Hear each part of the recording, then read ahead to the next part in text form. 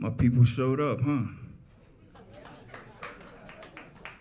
Y'all had me nervous for a little while, man. Up until like last Wednesday, we only like 20 tickets moved. Y'all was gonna make me sweat. It's all good. How's everybody doing tonight? Y'all gonna have to get used to talking to me tonight. Y'all not gonna leave me on this island by myself, man. No way. For those who don't know, my name is William Holly. I am the host of a podcast called WBH Radio, and this is our very first live and in-person event.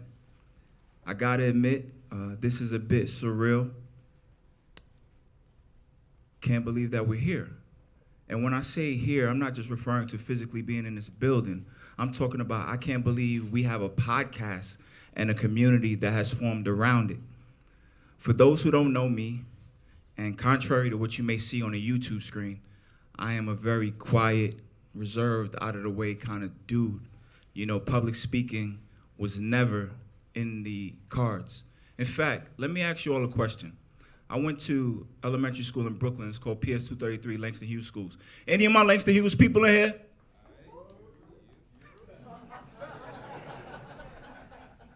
I'll take it.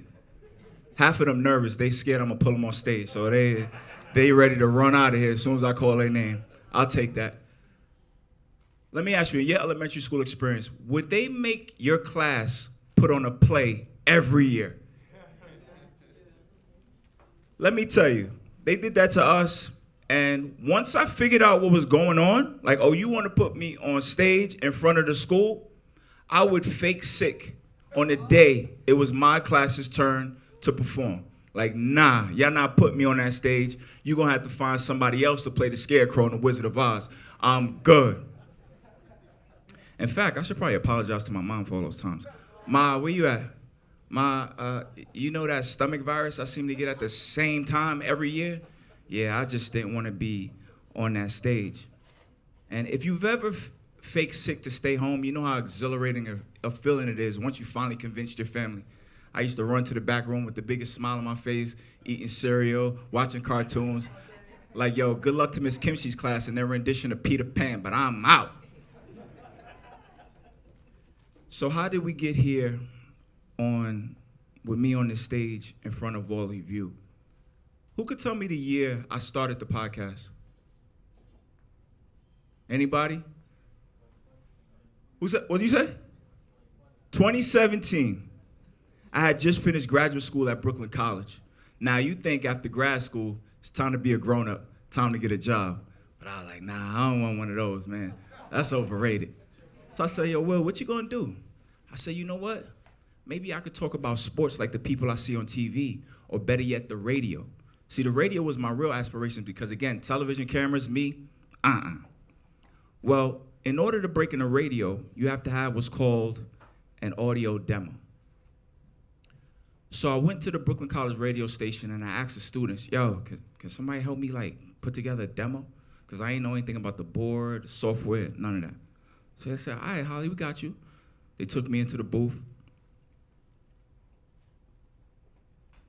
They set it up, like, yo, all right, Holly, it's your turn, go. The very first time I recorded, I read from a script.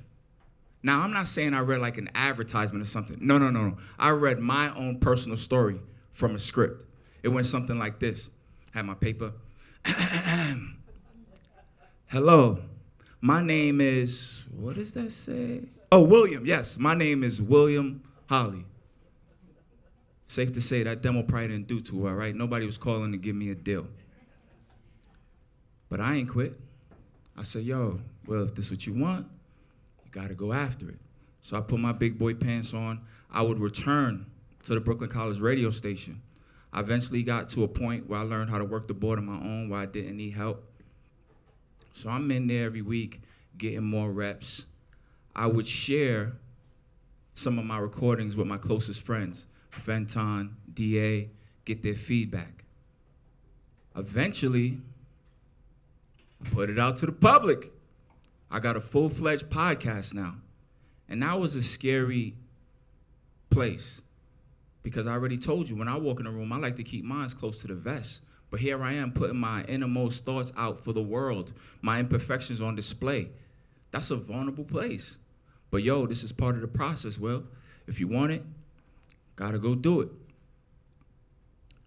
Well, I actually started getting good feedback, feeling good, getting more comfortable, more reps. Well, another thing you need to know about me, I'm never content. What's next? We passed that test. What's next? I reached out to a woman that was managing Love and Hip Hop talent. Any Love and Hip Hop fans?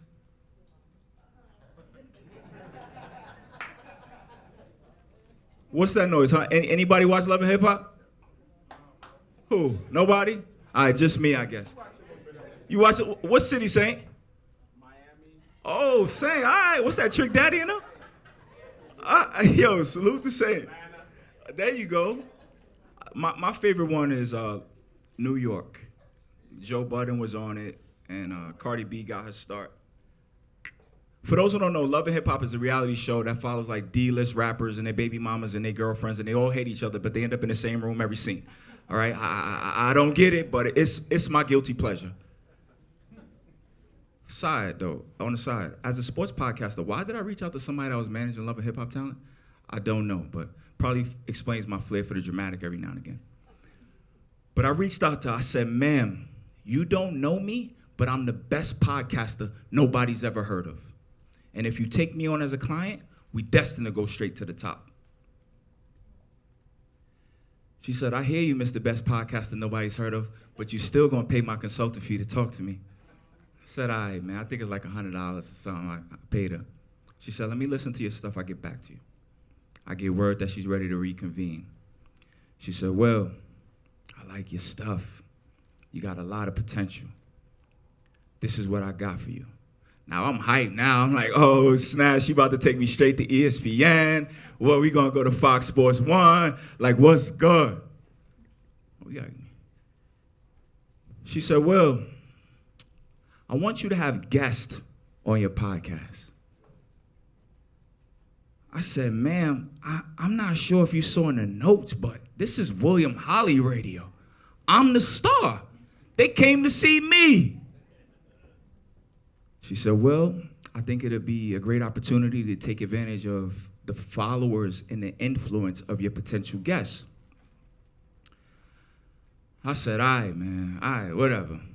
At that point in my career, I had worked at professional sports at a few stops, New York Rangers, Hockey Club, New York Yankees. I said, yo, I'll track down some of my famous friends. Well, I got tired of chasing them.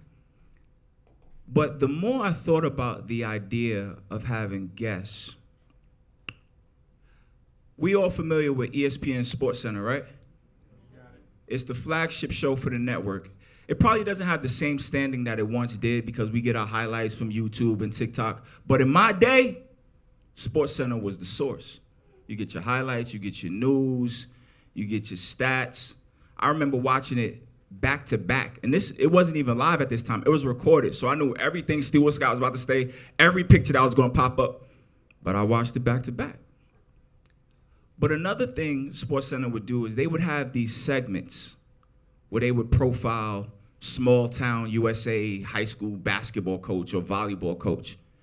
And during that segment, you don't know coach from a hole in the wall, but you be so enthralled like, oh, snap, coach really is a legend. I can see why they followed him. And when I thought about that, I said, you know what? I know 100 people like that. Not just high school coaches, but college coaches.